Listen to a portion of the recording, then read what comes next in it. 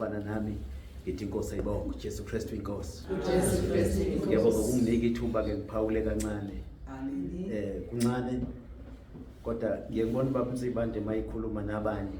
Amen. Kubancane kodwa kuphilisa isizwe. Amen.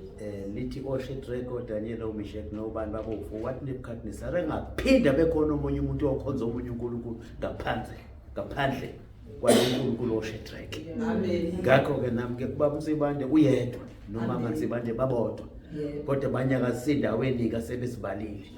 Ngenxa ukuthi uJesu mina niyothi nangena phakathi kwabantu bafakaza nikhuluma ngengalazi baba Msibande ngena ngekhuluma uthi injongo yokukholwa ukuzozela abantu enkosini. Amen. Masikholwa ukuzozela abantu kuphi Enkosini. akuwona ayithi kuhlale emashalofini ngahlale emakhabetheni kodwa sizuzela abantu enkosini.